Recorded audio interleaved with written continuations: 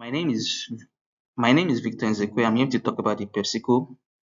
PepsiCo is a global leader in the beverage and snack industry, consistently maintaining strong performance through innovation, sustainability, and diversification. So I'll move to the share price, which is $142.24 as at 17 April 2025. The outstanding shares is 1.37 billion, while the free cash flow valuation is undervalued by $22.84.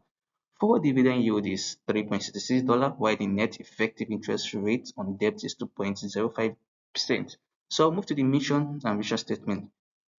PepsiCo aims to create more smiles with every sip and every bite while driving positive change through its PepsiCo Positive Plus strategy. So I'll move to the capital structure.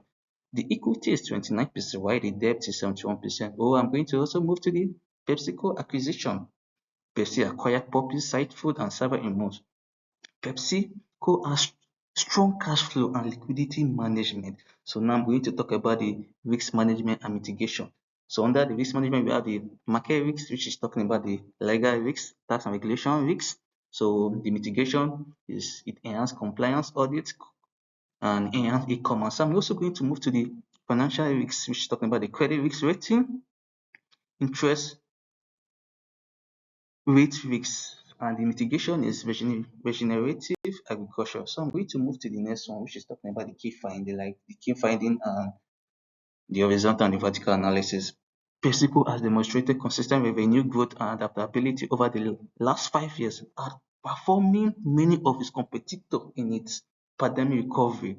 So I'm going to move to the revenue forecast. This is actually telling us how Pepsi is actually doing well, and there's still hope for improvement in the next coming years between 2026 and 2027.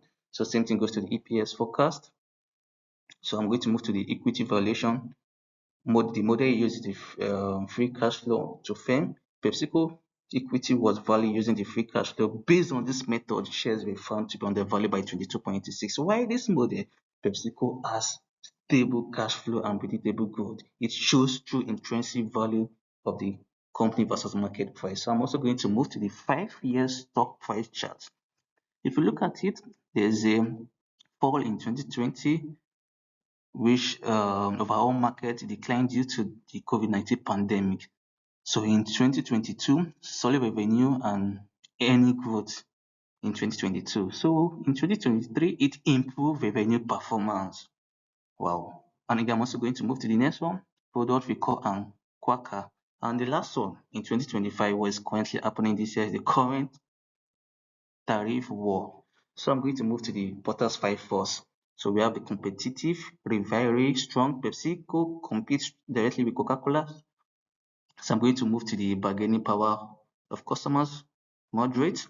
So I'm going to move to the next one, which is the threat of new entrant, moderate. And the next one is bargaining power of supplier. While the last one is threat of substitute strong, which PepsiCo competes with juice, teas, and coffees. So I'm going to move to the last slide, which is the first one is the ESG and SDG. PepsiCo has integrated ESG in its core strategy. So PepsiCo Plus, which is the PepsiCo Positive, is its sustainable program, achieved 2025 water efficiency goal ahead of schedule. It's committed to sustainable packaging, carbon reduction, LDR product innovation, ESG risk score 20.0, which is a low risk. So I'm going to move to the market price, which is $142.84. Intrinsic value $135.17. The difference is $22.86. So the decision is undervalued. So why you should invest 10 million? The first one, like when you invest, we have stable return, strong loan repayment capacity, ESG-driven sustainability, long-term growth, and income potential. This is a low risk with a beta of 0.5. So this is my explanation explaining the expected return if you invest £10 million in PepsiCo. So first one, investing, when you invest £10 million, so the exchange rate is 1.34 as at 22 April 2025. So the equivalent is $30,400. The dividend is $490. This is my explanation on how I got it, my $490. So the capital appreciation is million $144,000, while the total expected return in 1 year is $2,634,440. Thank you.